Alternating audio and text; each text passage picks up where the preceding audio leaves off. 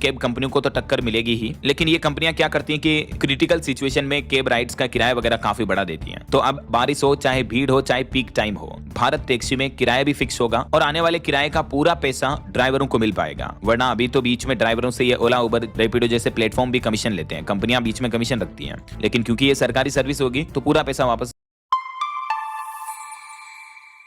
Hi everyone, I'm Balazs Urban from Lightwear and you're at the Lightwear booth at ISC 2020.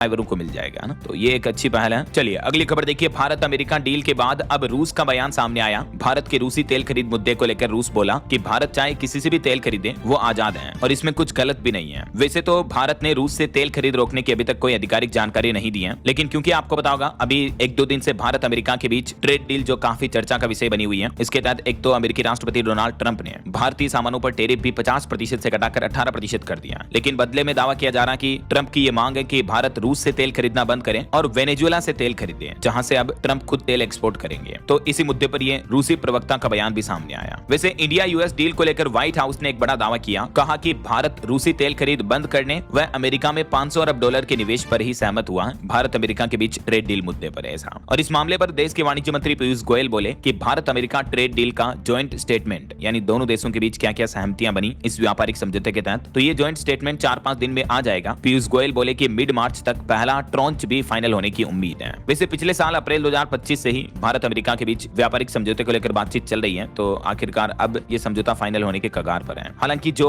Media reports में white house की तरफ से ये दावे की बात की जा रही कि भारत $500 अरब का निवेश वगैरह करेगा, तो इस स्टेटमेंट को भी डिनाई किया है। अमेरिका में $500 अरब के निवेश के दावे को पीयूष गोयल ने खारिज किया और आयात बढ़ने की संभावना भी जताई है। चलिए अगली खबर देखिए। विदेश से अब अगर आपने छाता मंगवाया तो आपको देनी होगी इंपोर्ट ड्यूटी। सरकार ने ₹100 का न्यूनतम आयात शुल्क भी लगा लिया है। हमारे ही देश में छाता, अम्ब्रेला, छतरी उत्पादन को बढ़ावा देने के लिए सरकार ने ये बड़ा फैसला लिया। इससे लोकल इंडिया की मैन्युफैक्चरिंग को बढ़ावा मिलेगा ना। चलिए अगली खबर देखिए दोस्तों। एक रिपोर्ट सामने आ रही है कि भारतीय लोगों के टैलेंट पर बढ़ा अमेरिका की दिग्गज टेक कंपनियों का भरोसा। रिपोर्ट्स में बताया गया कि अमेरिका की टेक कंपनियां 20% तक हायरिंग बढ़ा सकती हैं। भारतीय लोगों को हायर करेगी, 50 लाख तक के पैकेज भी मिलेंगे। जैसे गूगल, एप्पल, अमेजॉन, माइक्रोसॉफ्ट जैसी जो बड़ी बड़ी कंपनियां ना, वो इस साल 2026 में अच्छी खासी हायरिंग कर सकती है ऐसा। और एआई के भविष्य पर भी चर्चा करते हुए मुकेश अंबानी बोले कि अगले 2-3 दशक में $30 ट्रिलियन की इकोनॉमी बनेगा हमारा देश भारत। टेक न्यूज से एक और बड़ी खबर आ रही है दोस्तों। गूगल कंपनी ला रही है सस्ता एआई फोन पिक्सल 10a। इसमें आपको फ्लैट कैमरा मिलेगा, बिल्कुल नया डिजाइन देखने को मिलेगा, प्रीमियम एआई फीचर्स भी मिलेंगे। 18 फरवरी को ये फोन लॉन्च होगा।